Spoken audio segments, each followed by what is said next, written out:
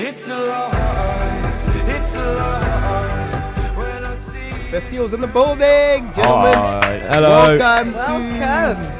Welcome to East Coast Drive. Oh, thanks for having us. How you doing? I'm great, actually.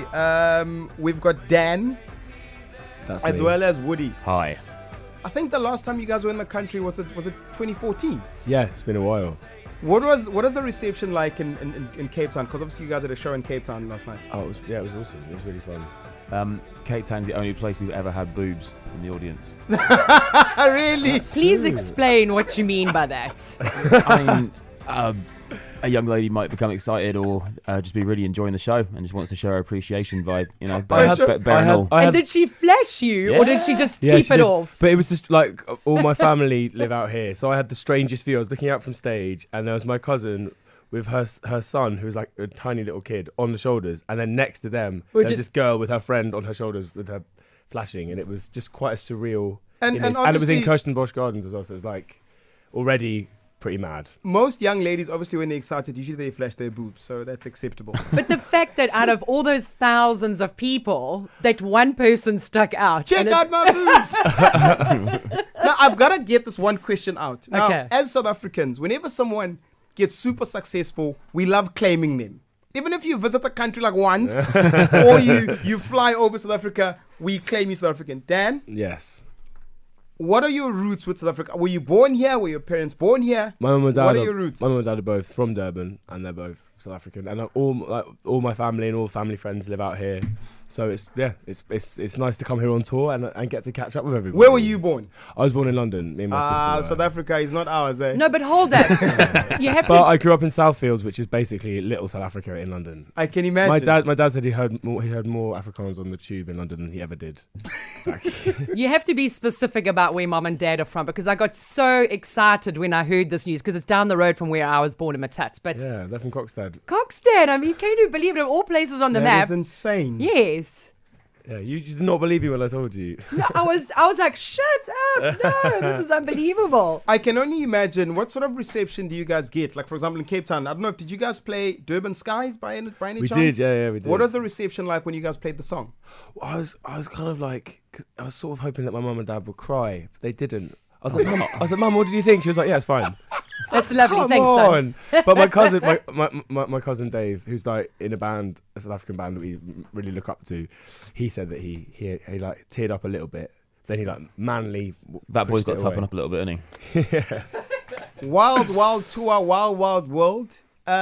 What can people expect? Because obviously you guys have spoken about some people flashing boobs. What sort of fun things can people expect from your show? Well, we don't. I'm going to flash my boobs. Oh No, please don't. If you do that, I'm We not don't want turning to up. see yours. You ain't seen him yet? No. Maybe Mags, but not you.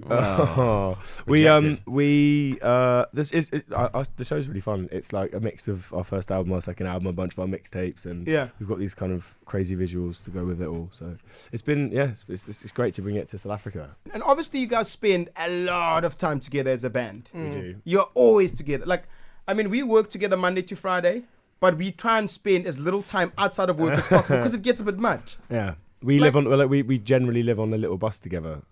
Who is the most irritating person in Bastille?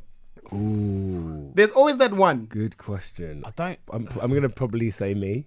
I think 'cause I annoy myself, so I can't imagine what these other guys have to go through. when this gets brought up, I always say we're now more like brothers than like friends, because like you're basically family living together the whole time. But Yeah. I think we've all learned to, like, any sort of little idiosyncrasies we have, maybe we've kind of ironed them out a little bit, and you know what's going to rub somebody up the wrong way, so you just try and avoid doing it, just for peace and harmony and not getting stabbed in your bum at 3 in the morning. I think we do get on really well, and we're also really good friends with all of our crew that we work with. So it's kind of like a big traveling family of like 20.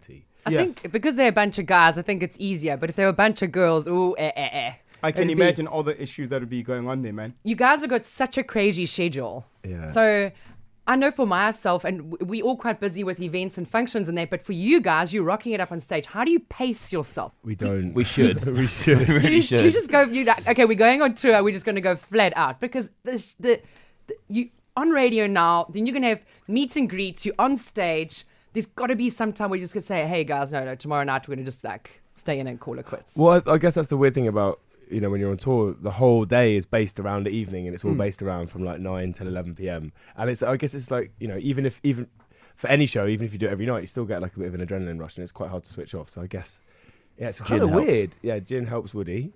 Nice. And yeah, I don't know, it's weird. I guess you chill out when you sleep, if you can sleep. I can't. I generally just don't sleep on tour because you're on the bus. Imagine sleeping in like a little coffin with 2 of your mates above you, and it's bumping down the road, and you have to sleep with your legs first, because if it stops quickly, you don't want to. You want your legs broken the fall, not your neck. Yeah. It actually doesn't sound as exciting as it looks when we watch like on TV, because we imagine crazy parties, people.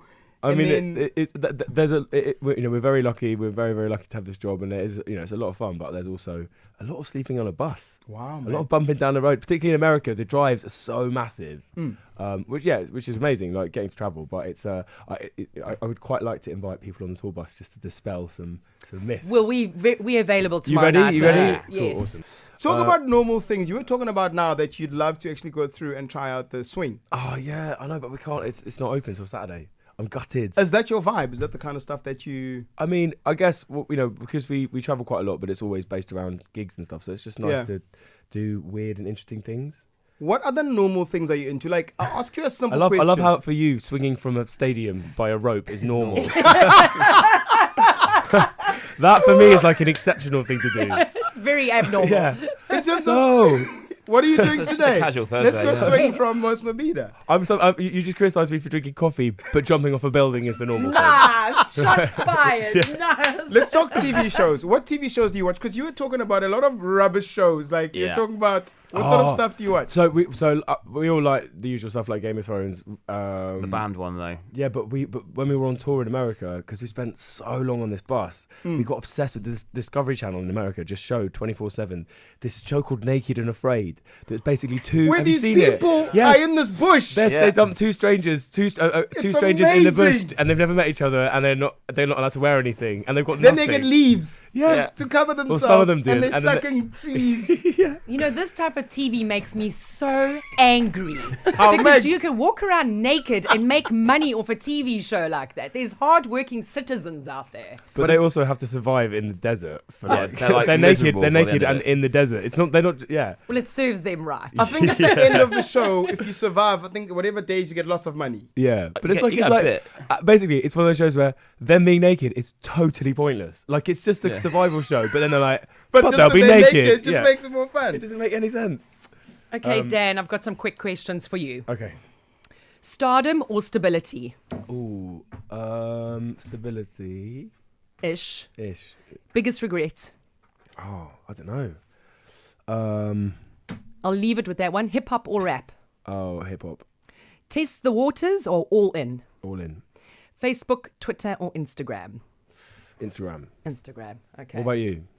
I'm Instagram. Yeah. Yeah. And I'm all in. Hang on.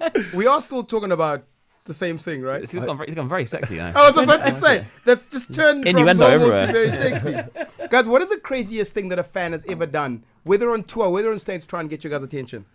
Someone once, in fact, very early days, I think it was a guy in Thailand got like a full back piece tattoo of the triangle in our logo. No, man. Yeah. That's dedication. Does that sort of thing make you happy? I'd get creeped out. I'd be Yeah. like, dude, do you need some friends? My mum got home once from the shops, and there was She got her tattoo done. yeah, obviously she has the back piece. Nice. And there was this girl, there was a girl just waiting Wow. on the doorstep. She's like, "Is Dan here?" Mum was like, "No." And who are you? And why are you here? So that was pretty weird. Turns out you can Google people and find their addresses, which is terrifying. So, 2013, you guys released Bad Blood. Yes. Was there something behind the meaning? Was it dedicated to someone? I couldn't figure that one out. We were just trying to preempt Taylor Swift. Yeah. Visionary album. It really was. It was sort of, I guess the whole album is sort of about like growing up and all that angst and stuff. And I like the idea that it sounded like a sort of dramatic 70s B movie, because we have like this sort of cinema poster aesthetic with all the stuff that we do. Yeah. So yeah, I don't know. It sounds really moody, doesn't it? We should probably make that film at some point. I'll be up for that. Like, just make it really, really badly. Like shaky iPhone cameras, that sort of stuff. And would you guys be naked? No. And afraid. What is the most overrated thing, I think, about being famous or about being in your position right now? Where you sit here and you're like, this is actually so overrated. No, I think we just feel really lucky. You know, we get to make music, and that's our job. You know, we get to go on tour and make albums and work with lots of interesting people, and you know, come to South Africa and travel the world. I think it's obviously really hard work, but I mean, assuming that everyone's not just turned off the radio because we're boring, it's nice to think that people would care. Yeah, it's amazing. Like, we put out. like the first album was basically made on a laptop in my bedroom, and then with our friend. And we never ever imagined, you know, that you'd be here. Yeah, it's so weird for us. Like, you know, there's Pompeii, which is probably our biggest song. It's about. It's basically about people really bored because they're stuck in the same position after a volcano like hundreds of years ago, and it's a weird song.